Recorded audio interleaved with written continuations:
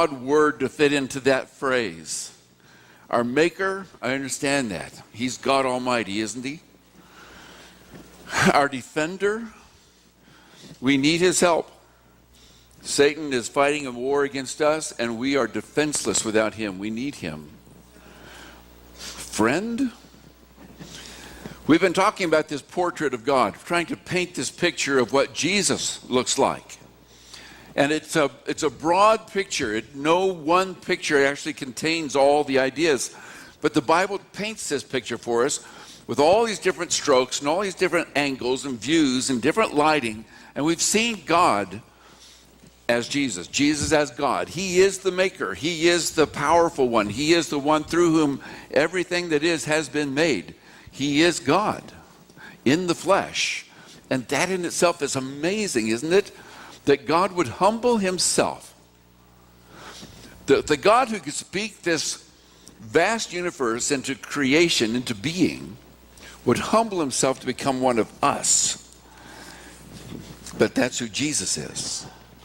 We've talked about him as the prophet, the priest, and the king. The prophet whose words are true. The prophets whose words come true. The prophet who can be trusted.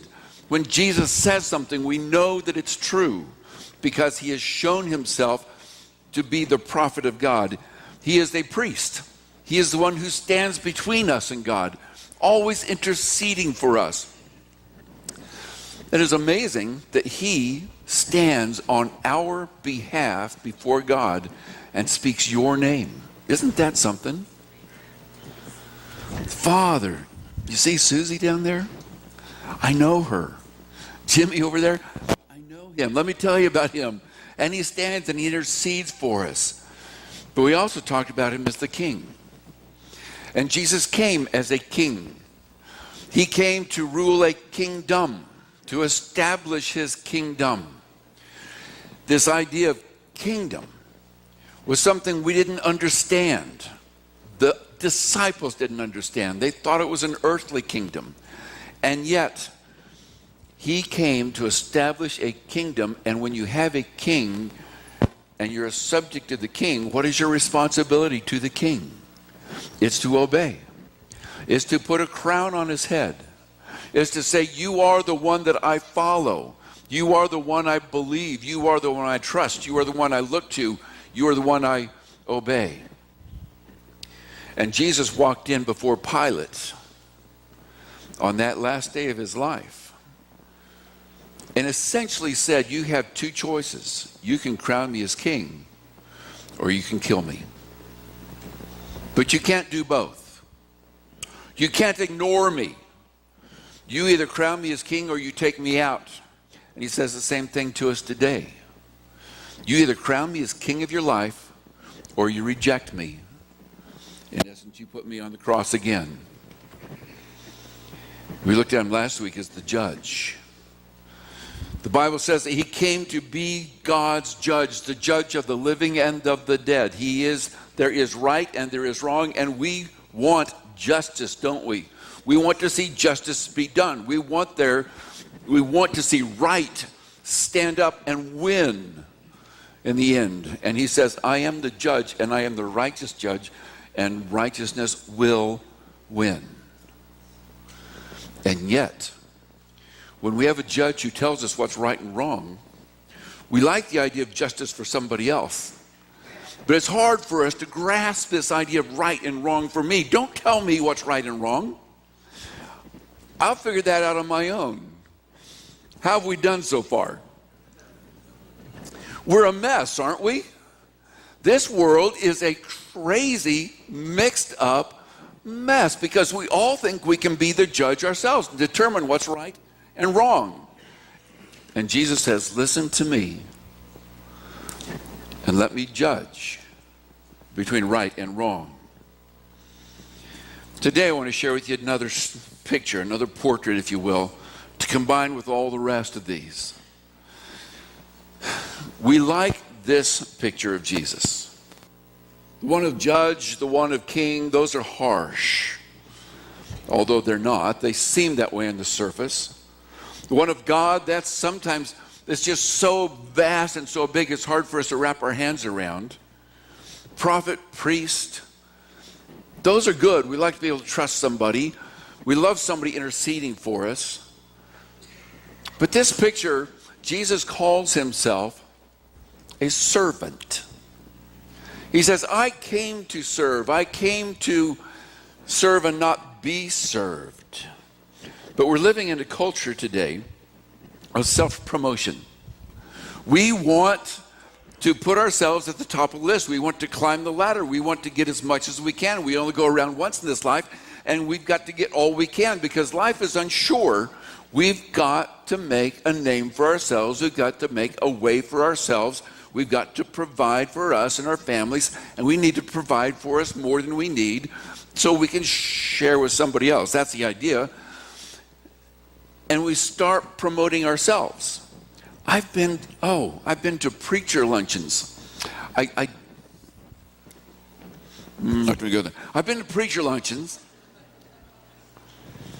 where they all sit around the table, they're eating their lunch, and they tell about how great their churches are.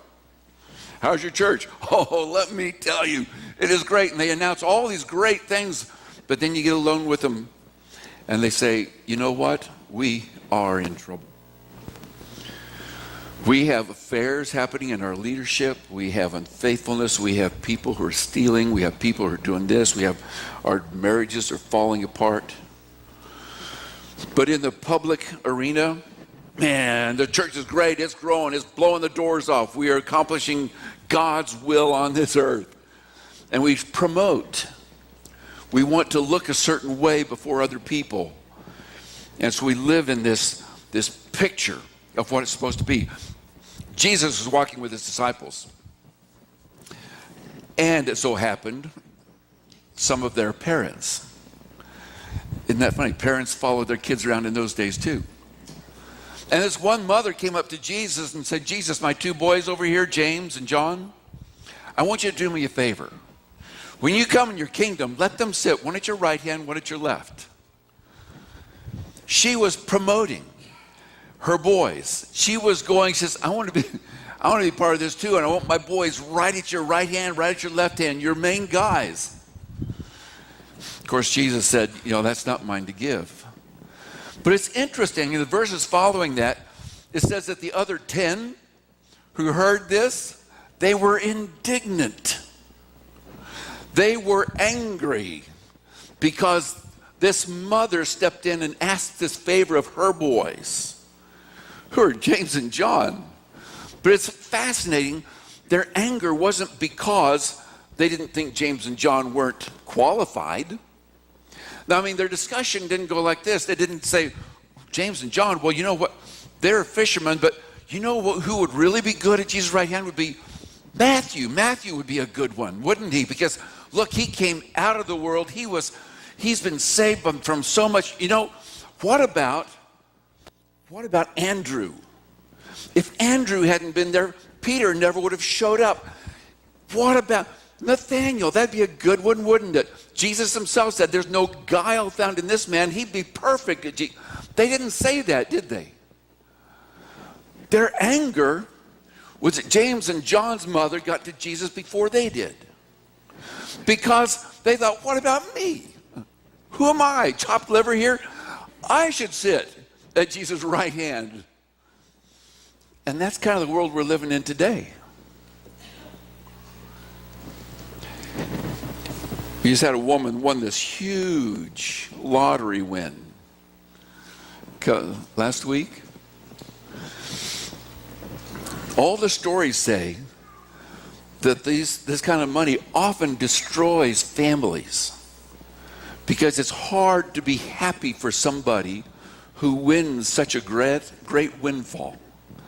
Instead, we become jealous. We want to be the person. Why do they get it? They're going to waste it. All the articles have come out. She's making all these mistakes already, And maybe I don't know. But the news is full of this idea. But families start falling apart because it's hard to put yourself last. We like to self-promote. And then we see this picture of Jesus, who does just the opposite of what we want to do. He puts himself last. the one who should put himself first. Jesus was traveling around with these disciples. The mother of James and John asked this favor, and the disciples are about to miss what Jesus is all about. And they get angry. And Jesus knows they're angry. And he looks to them, he gathers them together, and says, guys, all this talk about being first and second in the kingdom, all this talk about sitting at my right hand, he says this, says, you know that the rulers of the Gentiles, they lord it over their people. And then he said this, not so with you. Not so with you. Leadership is not about being at the top of the heap. Leadership is about supporting other people and lifting them up. He said, whoever wants to become great among you must be your servant. And whoever wants to be first must be your slave. See, I like somebody to serve me. I like this picture of Jesus as servant until he starts saying stuff like that. You know, I'm your servant, I'm your slave, I'm going to help you, and I want you to do the same. He said, the Son of Man did not come to be served, but to serve and to give his life as a ransom for many. To give himself, to sacrifice, to surrender himself. And then he says, be like me. It's not so with you. It's not like the rest of the world says. Servant, serving, giving, sacrificing. That's what it's about, putting yourself last. And this aspect of Jesus was about to be missed by his disciples, by the ones who were closest to him, by the ones who watched him, by the ones who observed him and all that he was about. They were missing this aspect of who he was. How is that possible? Is it possible that we could ever be in that same boat as the disciples were? Just think for a moment.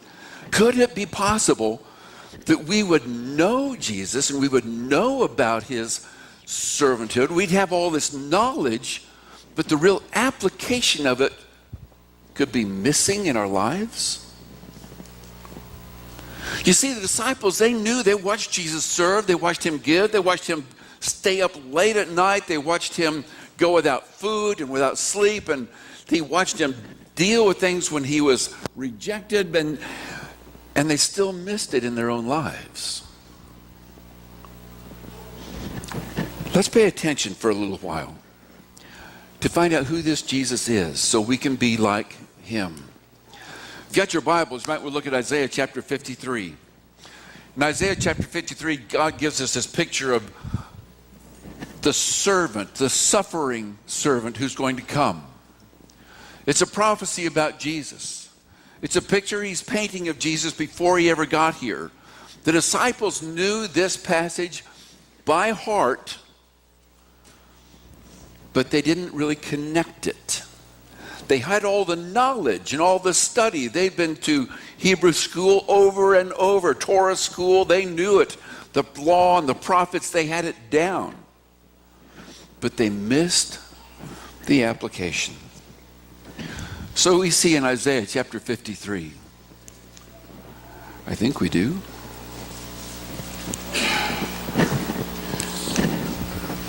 I'm on, but it's not working. You guys have to help me out. Isaiah chapter 53. We're going to start in verse 1. And he says this. Who has believed our message, and to whom has the arm of the Lord been revealed?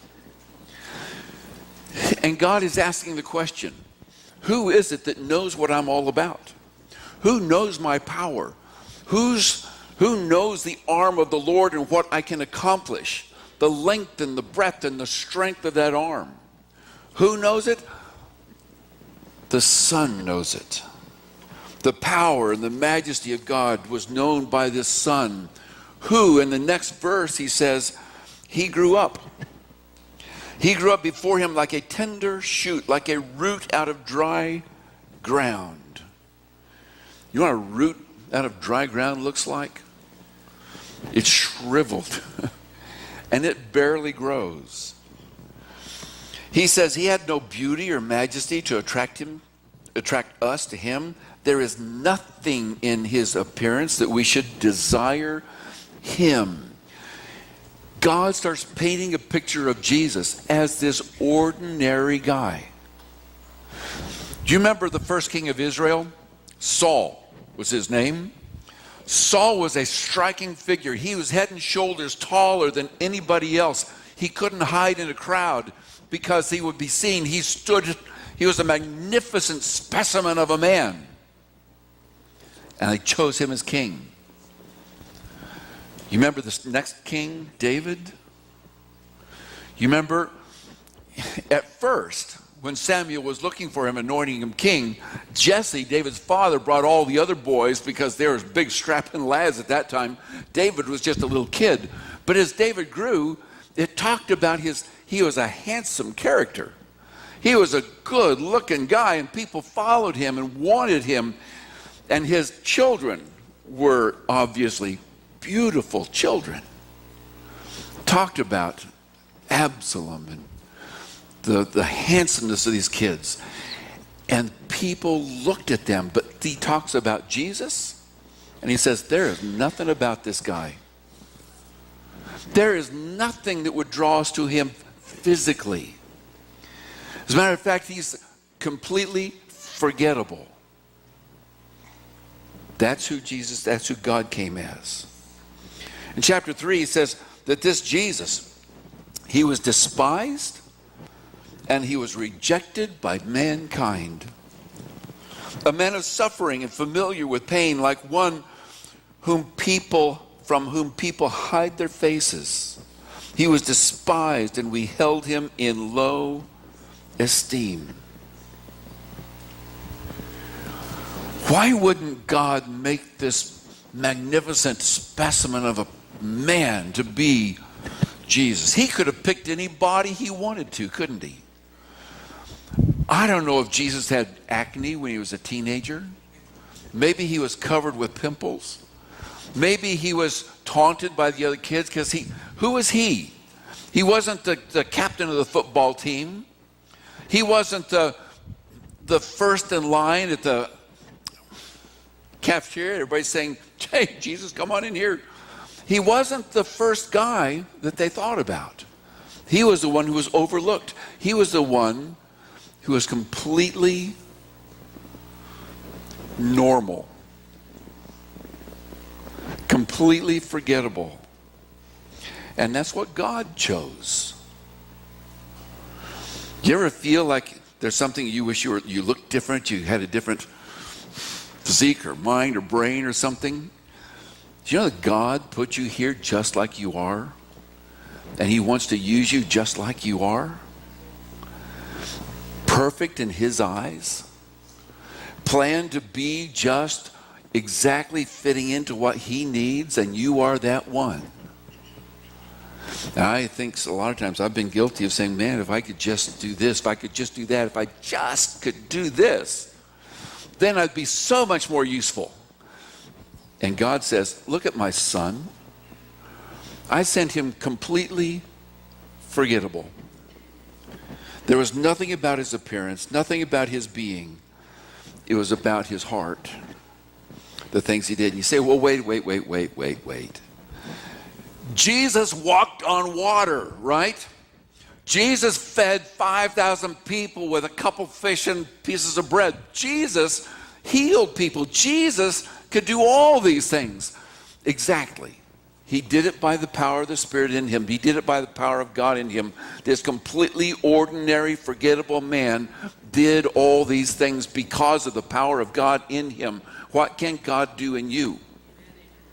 The same thing he did through Jesus. So we're all going out to the pool today. He does things at his will when he wants to, and he can move mountains through you when you put your faith and trust in him, as Jesus did.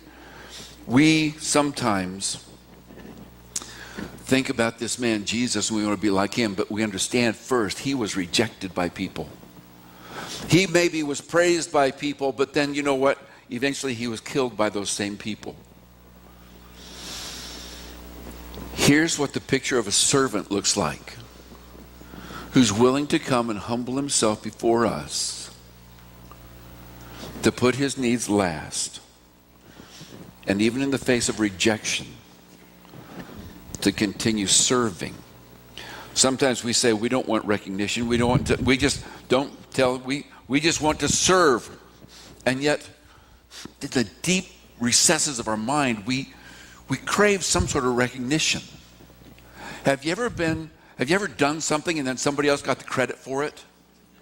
Has that ever happened? Of course it has. And how do you feel? Whoa, wait a minute. I came up with that idea first. We want the recognition. We say, that's okay, I don't need it. But really we do, don't we? Despite what we say, sometimes we have that desire down deep in our hearts. We want to be recognized as something important. We did something good. We did something valuable. We did something somebody else liked. Now, if I did something wrong, blame somebody else. But if I did something right, give me the credit. And Jesus says, it's not about me. You can reject me, you can kill me, but I will continue to do what God sent me to do. And so we see in verse 4 that God writes, he says, surely he took up our pain. He bore our suffering. Yet we considered him punished by God, stricken by him and afflicted. But he was pierced for our transgressions. He was crushed for our iniquities.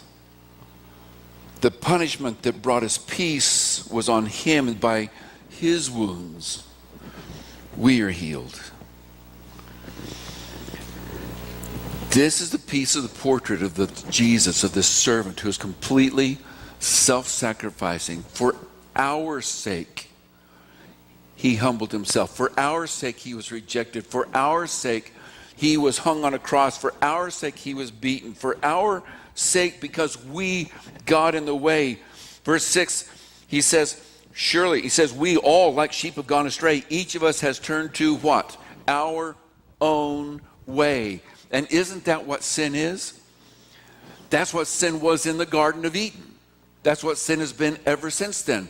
We want to do it our way. God, I know you say this, you're the prophet, I can trust you, everything you say is true, but. And we put him on the back burner. I want to do this. I don't want to follow you in this time. And we all get there. That's what sin is. I put my wants, my desires, my decisions ahead of God's. And so the Lord has laid on him the iniquity of us all. Here's a picture of a servant who says, it's not my fault, but I'll take their punishment. It's not my fault, but I'll take their blame.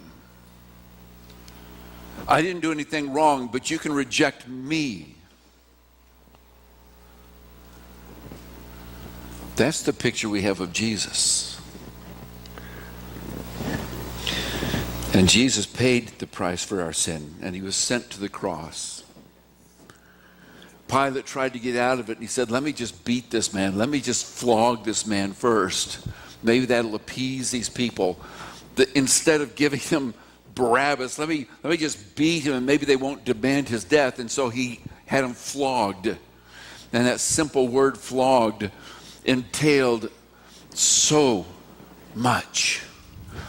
Josephus, one of a great Jewish historian, he wrote And he said he watched a man being flogged. And what he said, it says, I watched a man as a man was filleted to the bone from a Roman flogging, as it ripped his flesh off of his body and exposed the bones. Many people died just from the flogging. And Jesus said, I did nothing wrong, but you can tear me apart because your needs are greater than mine. And then he had that cross laid across those torn up shoulders as he carried it up the hill. The carpenter who used to drive nails into the wood that he was building with had nails driven through his hands. And he was lifted on that cross. And as he hung there and people continued to throw their insults at him, he cried out, says, Father, forgive them. They don't know what they're doing. And then he cried out, my God, why have you forsaken me? Have you ever felt alone? Have you ever felt forsaken by God? Have you ever wondered if he heard your prayers at all? And Jesus is hanging on the cross, and he knows that feeling. Jesus put his needs behind our own. He put our needs ahead of his. And he says this, no greater love has a man than what? Than he laid down his life for his friend. And Jesus laid down his life. He laid it down before he came here. He gave up heaven. And he humbled himself and became a man. And then a man who died on the cross. Philippians chapter 2, such a powerful passage that Paul writes to us. He says, you be like Jesus, who put the needs of other people ahead of his own.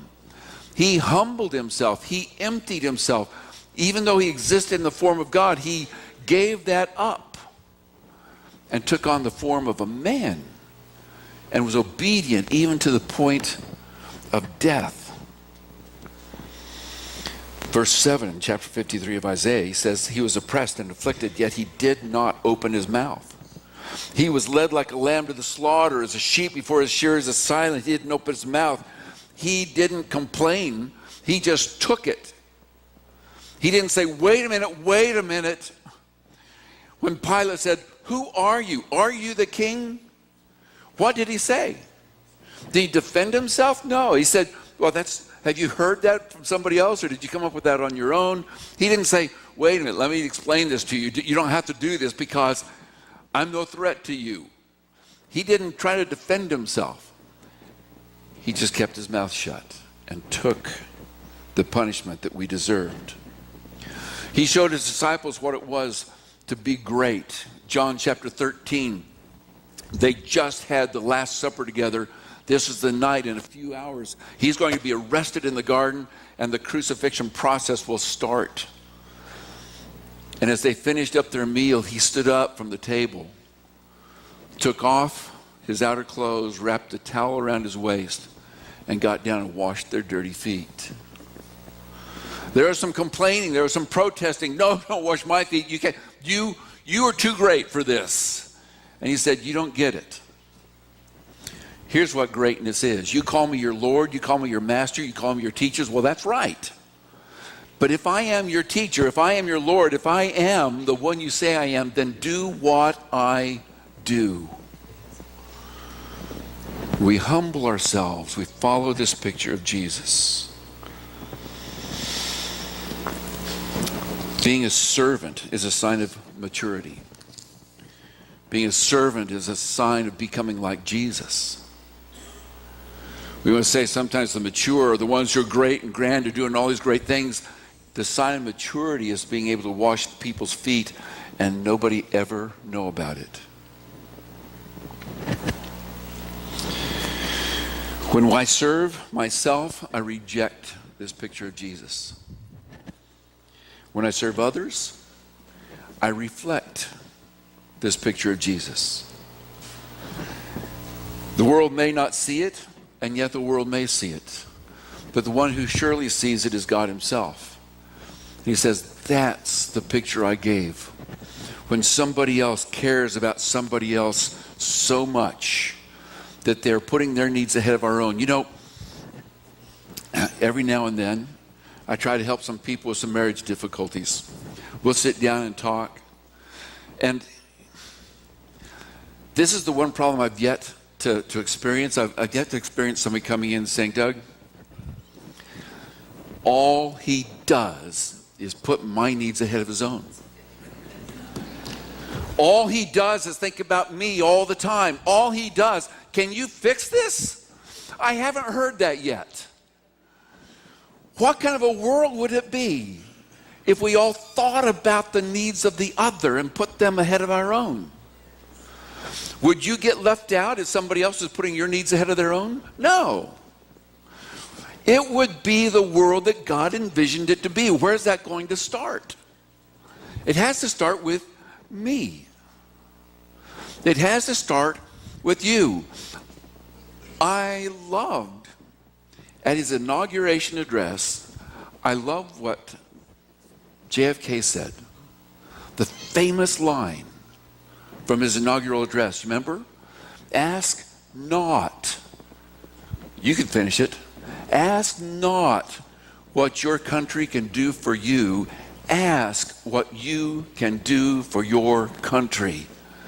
And if we put that into a Jesus verbiage, it would be ask not what your church can do for you. Ask not what your spouse can do for you. Ask not what your group of friends can do for you. Ask not what your employer can do for you. Ask not what that coworker should do for you. Ask not what they can do for you, but ask what you can do for them. And that's the picture of Jesus. What can I do for you? How can I serve you? We're going to sing a song that says, I stand amazed. I stand amazed in the presence of Jesus, the Nazarene, and wonder how he could love me, a sinner, condemned, unclean. Oh, how marvelous. Oh, how wonderful is his love for me. It is amazing that God would love us, and yet he loves us so much that he put our needs ahead of his own. And he calls us to imitate him, but he calls us to be blessed by the love that he has lavished on us so that we be called his children. Not only his children, but recipients of his blessings, to be heirs of his, co-heirs of Christ. That, my mind just goes, I don't even understand the depth of that, because it's so grand and I don't deserve it. And he says, I know you don't. That's why I sent my son to die on a cross for you. That's why Jesus put his needs in the background and put yours right up front. And he went to the cross and paid the price for your sin. He didn't complain about it. He didn't try to defend himself. He said, your needs are greater than mine.